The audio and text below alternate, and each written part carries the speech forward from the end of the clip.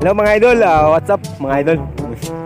So ngayon lang talaga ako nakabalik pag-vlog dahil po medyo busy si Jens TV.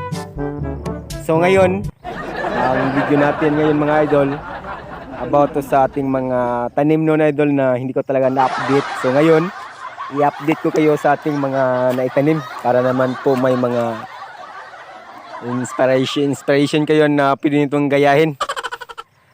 Ito ay ano lang, boring tingnan to idol, pero kung na-challenge ka sa video na to, pwede yung panoorin ang video hanggang naman sa dulo. Dahil po ipapakita natin yung mga naitanim natin idol na mga saging idol.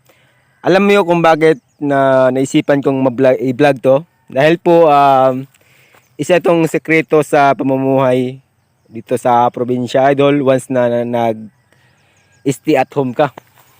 Kagaya ko mga idol, mag 4 years na ako dito nag-stay at home sa probinsya namin. Hindi na talaga ako nakabalik sa trabaho idol doon sa Maynila. So shout out pala sa company idol na ERBB dahil po doon nakapag-ipon ako konti. So ngayon, dito na talaga ako nakapag-stay sa amin. Ang ginagawa ko naman dito idol, marami talaga nagsasabi na si Nokia walang ginagawa, puro na lang ML. So ngayon, sasagutin ko kayo mga idol. Ang bubuan tao idol may kanya-kanyang diskarte sa pamumuhay o kaya diskarte sa pamaraan kung paano gumawa ng trabaho. So ngayon idol, makikita nyo idol yung nagsasabi sa akin na wala akong ginagawa, hayahay lang talagang buhay ko.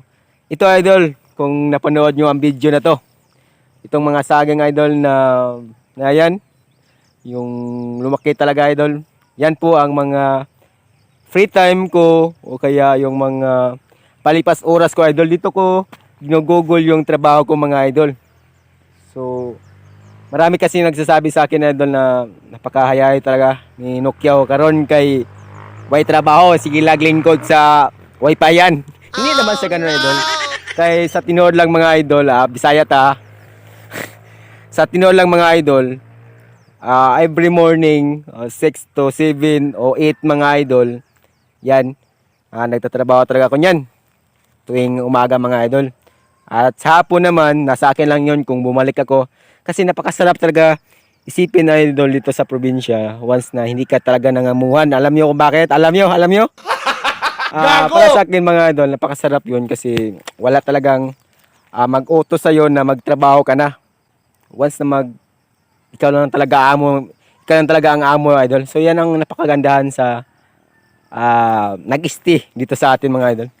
Sa probinsya mga idol. So dito, matagal ko na itong naitanim. So hindi ko talaga ito na-update. Ngayon lang. Kung nainteresado ka sa video na to, panoorin nyo hanggang sa dulo. So ito po mga idol yung kugon.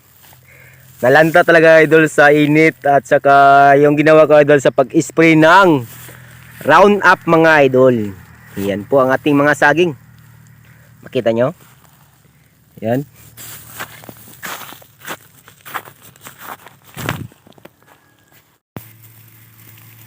At dito naman po yung saging natin mga idol. So ito po mga idol, yung saging natin na medyo maliit lang yung bunga idol. Kasi po naabutan siya ng tag-init.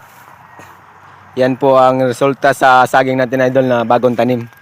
So asahan nyo idol sa sunod na niya idol, asahan natin na malaki yung maganda yung bunga nito kasi po mataba na siya dahil po naabutan na talaga siya ng ulan mga idol. Wala naman talagang imposible sa mangarap tayo.